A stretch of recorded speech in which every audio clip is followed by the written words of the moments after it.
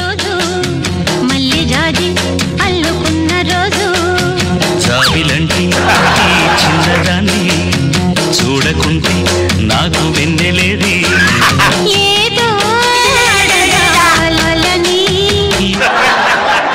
ఏమండి నేను ఈ మధ్య కాలంలో రష్మి లావ్ అయిపోతున్నానండి. నిమ్మగా ఉండాలంటే ఏం చేయాలి? నేర్చుకుంటానండి. నేను మాస్టర్ ఫోన్ చేస్తా, బాగా నేర్చుకో. బ్యాడ్ టైం స్టార్ట్ అయింది. మీ ముఖం అందంగా లేకపోయినా మీ మనసు చాలా అందంగా ఉంటుందండి. నాకు తెలుసుగా, నేను వచ్చేస్తాను. ఏమంది? నువ్వు మంచి లా ఉన్నావు, అందంగా ఉన్నా అని చెప్పింది అంటే మీకు అర్థమైంది కదా. సార్ నేను రైట్ టైం లో పెళ్లి చేసుకున్నా, రైట్ పర్సన్ పెళ్లి చేసుకున్నా. మాస్టర్ కూడా రైట్ పర్సన్ పిలుస్తా. ఇప్పుడు చూద్దాం. All the best. Bad time start అయింది. అదే మాస్టర్ మా ఆవిడ నేర్పాలి. మా ఇంటికి వచ్చే మదనగర్ లో F49 బంకమట్టి భాస్కర్ అంటే ఎవరైనా నా ఇంటికి తీసుకొస్తాడు. కరెక్ట్ గా ఉంది పేరు. ఏదైనా కరెక్ట్ ఉంటుంది. నా లైఫ్ కరెక్ట్. వచ్చాడు నీకు మొగుడు వచ్చాడు.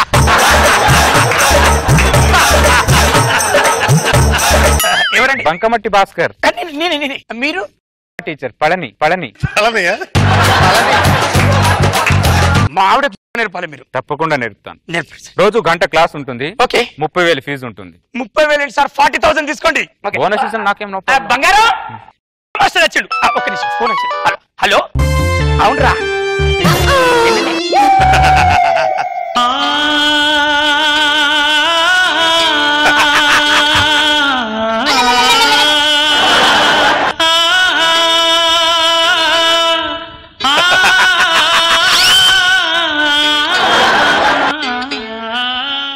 నేర్చుకునే వాళ్ళు గుమ్మడికాయలా ఉంటారేమో అనుకున్నా, ఇదేంటి మామిడికాయలా ఉంది.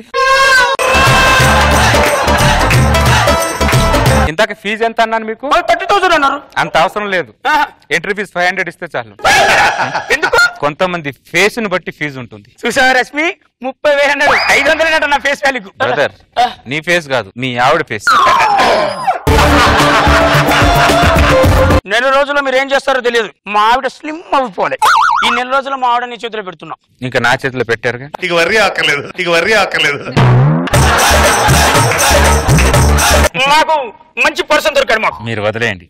మీ ఆవిడ్ని నెల రోజుల్లో జీరో సైజ్ కాకుండా -0లో తెస్తా. కనిపించకుండా చేస్తాడు. రండి స్టార్ట్ చేద్దామా? రండి. Right person madam. ఇక్కడ కూర్చోండి. ఎంత మర్యాద చూడండి, పద్ధతి. ముందుగా మీరు శ్వాస మీద ధ్యాస పెట్టకుండా నా మీద ధ్యాస పెట్టండి.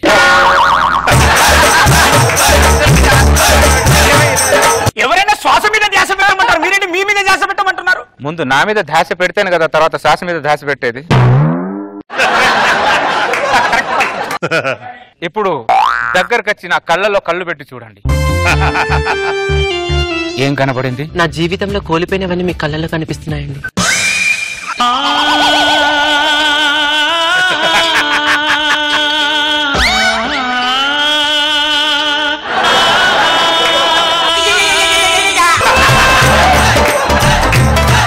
ఇప్పుడే మీరు తొలి అడుగు వేశారు. కళ్ళు మూసుకొని చేయంటారు, మీరేంటి కళ్ళల్లోకి కళ్ళు పెట్టి చూడమంటున్నారు?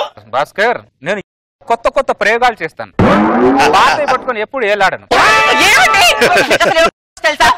తెలియనప్పుడు నేర్చుకోవాలి లేదా ఓర్చుకోవాలి. అర్థమైందా? అర్థమైంది. పల్లరి గారు, మన నిశ్చాసం చేద్దామా? ఒకసారి లేవండి. కావేరి గారు, పల్లరి గారు కొద్దిగా మీ చెయ్యి అందిస్తారా?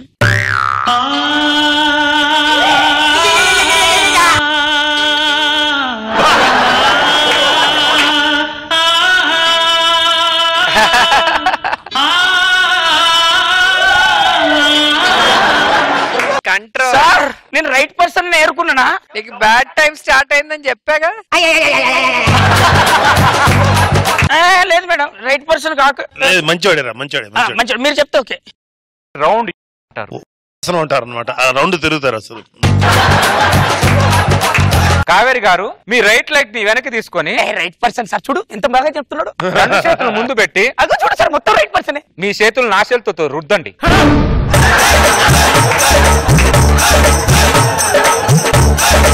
నీ చేతులతో నా ఆవిడ చేతులు రుద్దుతున్నావు ఏంద్రా? ఇప్పుడు అరచేతులు అలా రుద్దుకుంటేనే చేతిలో వేడి పుట్టి బాడీలో కొవ్వు కరుగుతుంది. ఎక్కడ నా బాడీలో కొలెస్ట్రాల్ ఉన్నది, నాకు కూడా కలిపి. ఖాళీ ఉన్న రుద్దుకోవచ్చుగా.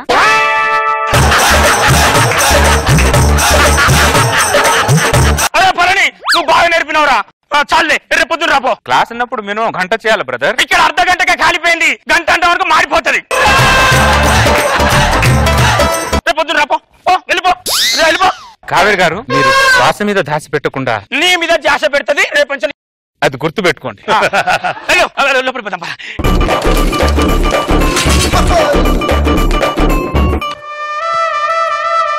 ఇంటికి వెళ్తే నిద్ర పట్టట్లేదు, పాడబట్టు. బ్రదర్ భాస్కర్, ఎవరో ఇంత రాత్రి పూట ఇంత రాత్రి పూట వచ్చింది. మీ ఆవిడని పంపించు బ్రదర్, నేర్పిస్తా. నీ మైండ్ దొబ్బిందారా? రాత్రి పూట నా భార్య పంపు. 2 ఆసనాలు చెప్పేసి వెళ్తాను. 2 ఆసనాలు. నీకు వేరే స్టూడెంట్ లేరా? నా పిల్లమే నేర్పియాను నీకు అన్ని. వేరే స్టూడెంట్ ఉన్నా కూడా నేర్చుకునే స్టూడెంట్ కరెక్ట్ గా ఉంటే వాళ్ళ మీద ఇంట్రెస్ట్ ఉంటుంది బ్రదర్. రేపు పొద్దున్న నేర్చుకో, రేపు పొద్దున్న నేర్పు. నువ్వు వెళ్ళిపోయి కచ్చలి. ఏమండి, మీ ధ్యాస మాత్రం శ్వాస మీద పెట్టకుండా నా మీద పెడతారుగా. పెట్టింది రైట్ పర్సనేనా? 500 రూపీస్ తీసుకున్నాడంటే రైటే కదా. రైట్ పర్సన్ ఉంటారు. పడుకుంటున్నారండి.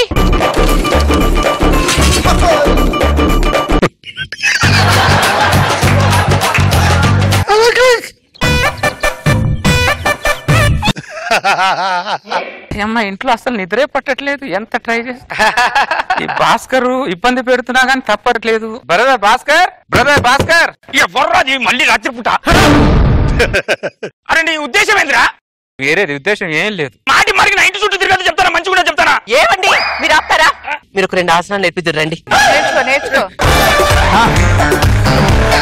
అరే ఫలాని, అరే ఫలాని, అలా సాపలో నా పక్కన నీ పక్కన నా భార్య పడుకోబెట్టినా బ్రదర్.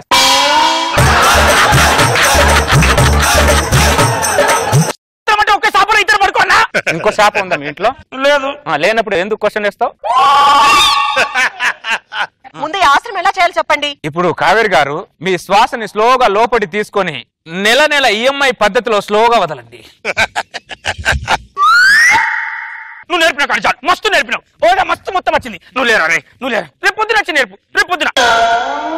ఏం మాత్రం మీకు అసలు అర్థమవుతుందా? పరాయి ముందు పరువు పోతుందండి. అయ్యో, వాని పక్కన పడుకుంటే పరువు పోదు కానీ మాటలు తిడుతుంటే నీకు పరువు పోతుందానే. మెంటల్ దానా, లోపల పద.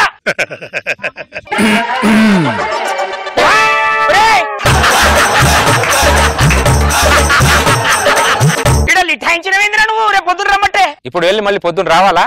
మళ్ళీ రావడం కోసం మళ్ళీ వెళ్ళడం ఎందుకు బ్రదర్?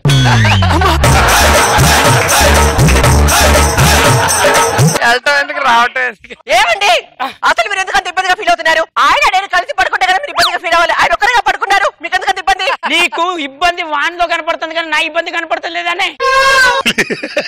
ఒక్క నిమిషం ఉండు, లోపల వెళ్ళి వాటర్ తీసుకురా. అంతలోపు ఒక ఆసనం వేపిస్తాను. వెళ్ళండి, వెళ్ళి నీళ్ళు తీసుకురండి. ప్రతిదానికి రైట్ పర్సన్ కాదంటావు. పల్లవి గారు, ఈ ఆసనాన్ని ఏమంటారు? ఉయ్యాల జంపాల ఆసనం అంటారు.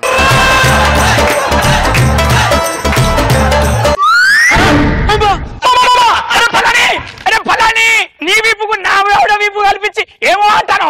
ఉయ్యాల జంపాల ఆసనంలో ఉన్నాం బ్రదర్. అరే ఉయ్యాల జంపాల ఆసనం మీద వీపు తగిలించి నువ్వు లేక చెల్లే.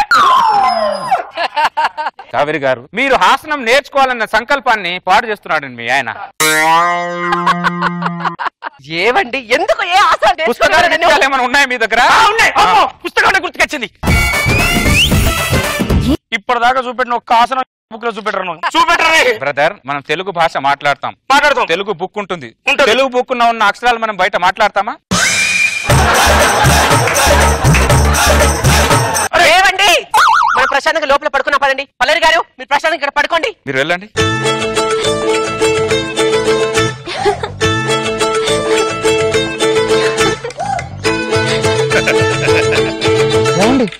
మీరు నా మీద దుప్పటి కప్పారా? మీ మీద దుప్పటి కప్పే అర్హత నాకు లేదా?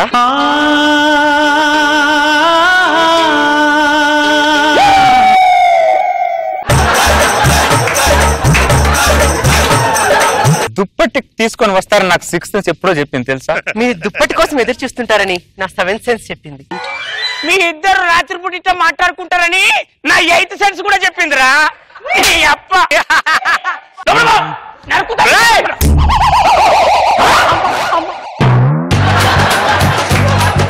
ఆవిడ మీద ఒక్క చెయ్యి పడినా మర్యాదగా ఉండదు. అబ్బా నువ్వు నడువే నడువునప్పుడు బయట ఇదే ఆసనం రా. ఇది గొలుసు ఆసనం. మీరు ఇక్కడ ఉంటే యోగా నేర్చుకోవాలని సంకల్పం నెరవేరదండి. మరి నా సంకల్పం నా కళ నెరవేరాలంటే ఏం చేయాలి పల్లెరి గారు? నా ఇంటికి తీసుకెళ్తా. ఎన్ని ఆసనాలు ఉన్నాయి అన్ని మీకు నేర్పిస్తా. నిష్ణాతురాలు చేయి. వస్తారా నాతో? తప్పకుండా వస్తాను పల్లెరి గారు. మీరేంటి నా మీద తలవాల్చారు? మీ మీద తలవాల్చే అర్హత నాకు లేదా?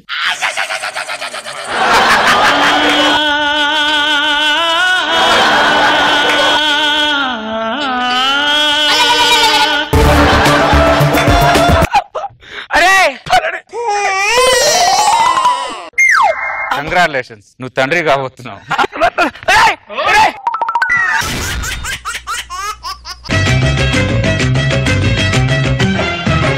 ఓ నా చంద్రముఖి రాత్రికి పెట్టి పక్కన పేరంటం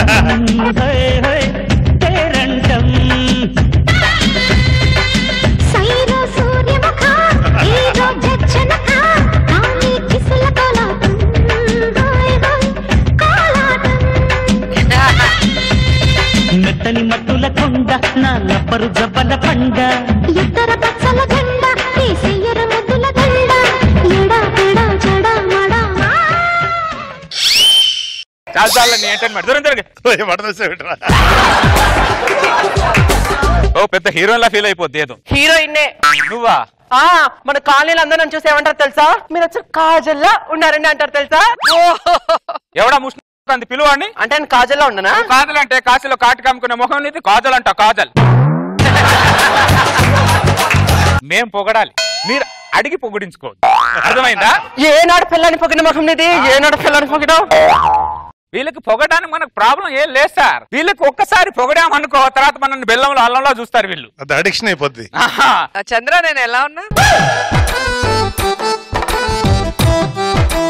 మీరు బాగున్నా నేను పొగడను, మీరు బాగున్నా నేను పొగడను.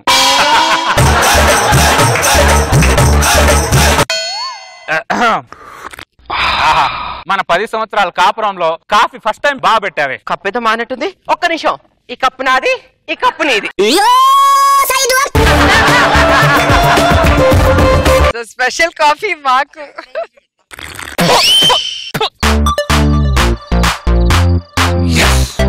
చూసారు సార్, వీళ్ళు వంట రూమ్ లో చేసే నేరాలు ఘోరాలు చూసారా సార్? చెంచాడు నీళ్ళతో కాఫీ ఇస్తేనే మీరు మా మాట వినట్లేదు. గట్టి పాలతో కాఫీ ఇచ్చామనుకో ఇక మీరు చల్మోహన్ రంగా అంటారు. మాకు తెలియదు ఏంటి మీ మగాళ్ళ పరిస్థితి. ఆ సోఫా మీద తీసుకుని ఆడుకో. వీడు అల్లంలో బెల్లం గాడంటే ఎప్పుడు ఫోన్ లోనే ఉంటాడా, బయట ప్రపంచంలో ఉండడాడు. వాడికేమో తోడలేదు ఆడుకుందామంటే, అందుకే ఫోన్ లో ఆడుకుంటున్నాడు. ఏమండి వాడి తోడు కోసమేనా మనం ఒక పాపను బాబును కందామండి. పిల్లల్ని కనడం సినిమా చూసినంత ఈజీ, పెంచి పెద్ద చేయడం సినిమా తీసినంత కష్టమే. అయినా 9 నెలలు మోసేది నేను కదా. అవును, దాని తర్వాత జీవితంతో వాడిని మోయలేక మేము ఇలా అయిపోతాము. లోపల రండి, కొద్దిగా మాట్లాడాలి మీతో. ఎక్కడ?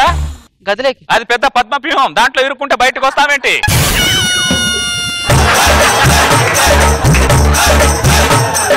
నీకంటే మన అపార్ట్మెంట్ వాచ్మెన్ అయ్యాం. 4 పిల్లలను కన్నాడు. 4 కన్నాడు కాబట్టి అపార్ట్మెంట్ లో వాచ్మెన్ అయ్యాడు. లేకుంటే అపార్ట్మెంట్ కి ఓనర్ అయ్యేవాడు. ఏదేదో చెప్తున్నావు గానీ సంతృప్తినిచ్చే సమాధానం మాత్రం ఒక్కటి కాదు నోట్ల నుంచి. పాడునోరు ఎక్కడుందో వస్తుంది. ఆడుకుని సగం లోపల రా. దీని టార్చర్ భరించడం కంటే ఏదో కుటుంబ నియంత్రణ ఆపరేషన్ చేయించుకోవడం బెటర్. నువ్వు కుటుంబ నియంత్రణ ఆపరేషన్ చేయించుకున్నా నేను ఇంకొక కొడుకును కనే తీరుతాను. చూడు మరి నువ్వు.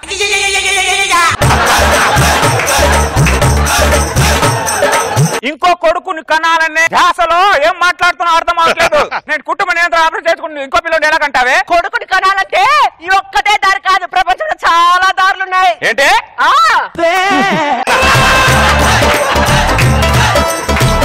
సౌభాగ్య సౌభాగ్య సౌభాగ్య. ఓ ఏంటో తెగ ఊపుకుంటూ వస్తున్నావు. స్లోగా అన్నాడు. సౌభాగ్య లేదా అన్నయ్య? లోపట ఉంది కానీ స్లోగా వెళ్ళు. అలాగే అన్నయ్య. సౌభాగ్య సౌభాగ్య. బాగున్నావురా హర్నాథ్? భరతో చూడు. నేను బాగున్నాను కానీ నువ్వేంట్రా ఇలా ఉన్నావు? చేతిలో పిల్లోడేంటి, నీ చేతిలో నీ పిల్లం హ్యాండ్ బ్యాగ్ ఏంటి? బాగుంది కదా చూడటానికి. పెళ్లికి ముందు ఆకాశంలో రాకెట్ లాగా ఎక్కడెక్కడో తిరిగివ్వండి, పెళ్ళైన తర్వాత బాత్రూమ్ లో బకెట్ లాగా ఒక చెట్టు ఉండిపోయాను రా. పిల్లోడా? ఎన్ని రోజులైంది పుట్టి? సంవత్సరం. పిల్లోడు అమ్మ చేతిలో ఉండాలరా, నీ చేతిలో ఉన్నాడేంట్రా? అదేరా అధికార మార్పిడి అంటే. సిగ్గులేదురా ఇలా మాట్లాడడానికి? నీ బతుకుచ్చాడా దరిద్రుడా.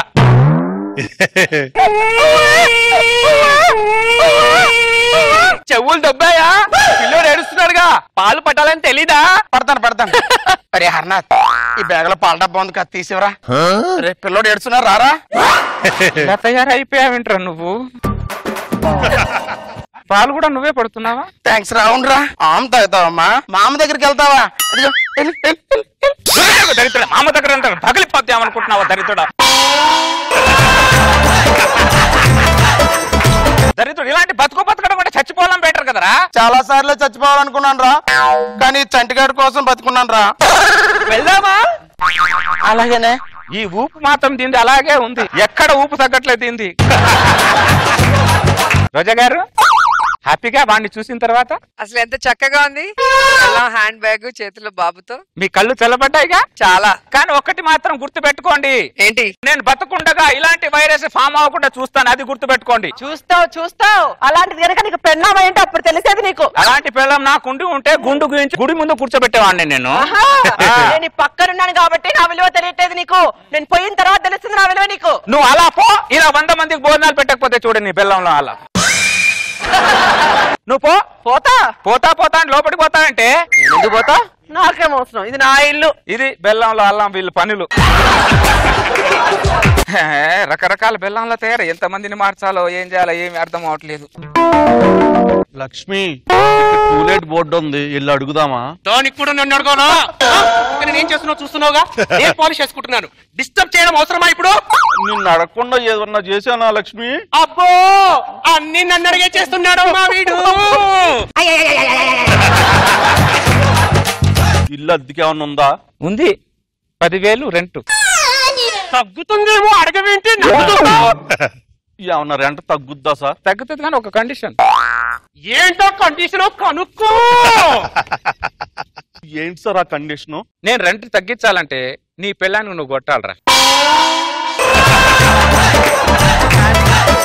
సాడిస్ట్. ఒక చంప దెబ్బకి 100 రూపాయలు తగ్గిస్తా. కొట్టమని చెప్తున్నాను కదా, కనీసం 10 దెబ్బలైనా కొడితే 1000 రూపాయలు రెంట్ అయినా తగ్గుతుంది. కొట్టు. ఏం కొట్టావురా నువ్వు? పైసా కూడా తగ్గుద్ది దీనికి. ఎలా కొట్టాలి నేను చూపిస్తాను రా. ఎలా కొట్టాలంటే అది అలా కొట్టు. అలా కొడితే ఆడికి ఇంట్లో అన్నం ఉండదు. నీ పిల్ల అబ్బా అంటే 100 తగ్గిస్తా దెబ్బకి. అలా చూస్తావేంటి? కొట్టమని చెప్పారు కదా, కొట్టు.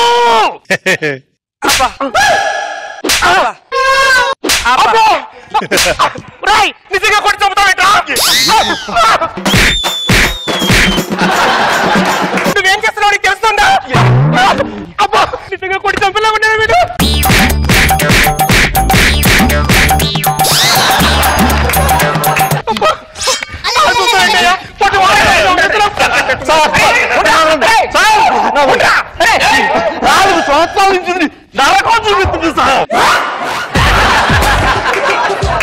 వాళ్ళ రంగుకున్న విలువ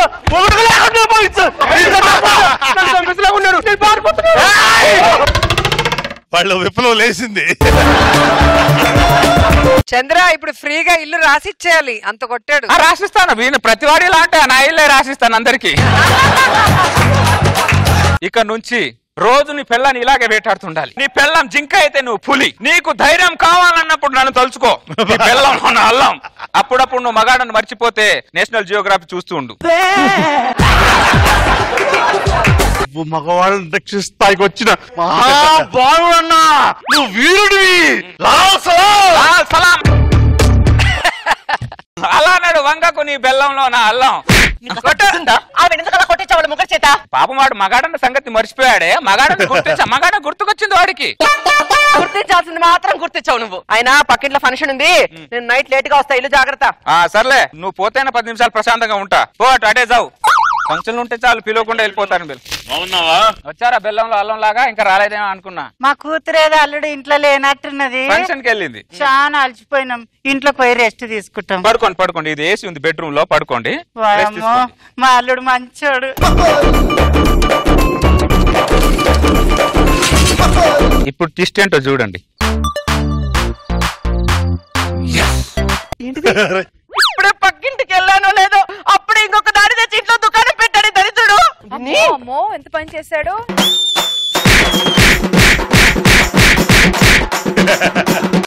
ఎప్పటి నుంచో చూస్తున్నాను, వీడు పెళ్లి చేసుకున్నప్పటి నుంచి. అప్పుడే నేను బోర్ కొట్టేసాను వీడికి. ఎప్పుడొచ్చా? నువ్వేంటి ఇక్కడ ఉన్నావు? నేను ఇక్కడే ఉన్నా. మరి ఎక్కడున్నాడు? మీ అమ్మ నాన్న. అమ్మ నాన్న పాపం బాగా అలసిపోయి వచ్చారంట. ఏసీ వేసుకొని మన బెడ్ మీద పడుకోమని చెప్పానే. అమ్మా నాన్న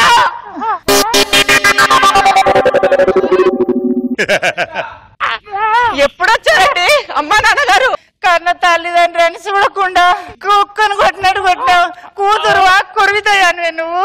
అల్లుడు దేవుడు ఏసి రూమ్ లో వండబెట్టిండు.